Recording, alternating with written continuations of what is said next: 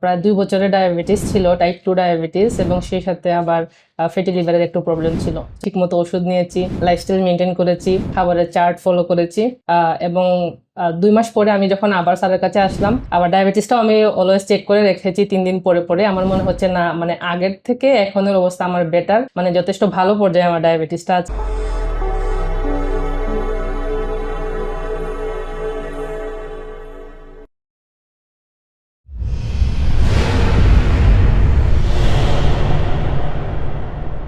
আসসালামু আলাইকুম, নাসিম রহমান। আজকে আপনাদের সামনে একটা সুস্থতার গল্প শেয়ার করব।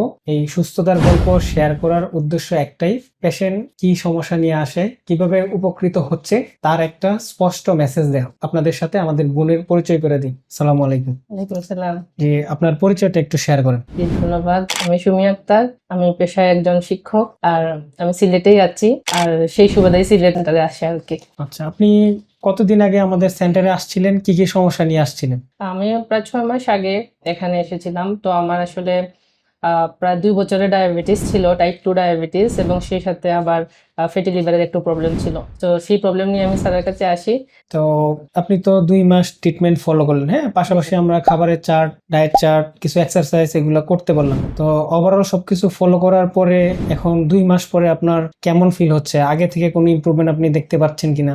কিছু চেঞ্জেস তো অবশ্যই এসেছে। আমি এখানে আসার পরে স্যার আমাকে কিছু টেস্ট দিয়েছিলেন, যেটা ডায়াবেটিস শনাক্ত করার জন্য। সো সেই টেস্টগুলো নিয়ে আসার পরে স্যার আমাকে দেখেন এবং প্রেসক্রাইব করেন, এবং আমাকে কিছু লাইফস্টাইল ফলো করতে বলেন, ওদের খাবারের চার্ট ফলো করতে বলেন, এবং নির্দিষ্ট মাত্রায় ওষুধ নিতে বলেন। তো আমি সেই অনুযায়ী চেষ্টা করেছি আর কি, মানে স্যার যেভাবে পরামর্শ দিয়েছিলেন আমি ঠিকমতো ওষুধ নিয়েছি, লাইফস্টাইল মেনটেন করেছি, খাবারের চার্ট ফলো করেছি, এবং 2 মাস পরে আমি যখন আবার স্যারের কাছে আসলাম, আবার ডায়াবেটিসটাও আমি অলওয়েজ চেক করে রেখেছি 3 দিন পরে পরে। আমার মনে হচ্ছে না, মানে আগের থেকে এখনের অবস্থা আমার বেটার, মানে যথেষ্ট ভালো পর্যায়ে আমার ডায়াবেটিসটা আছে, এবং আমি ব্যক্তিগতভাবেও অনেক মানে স্পন্টেনিয়াস ছিলাম।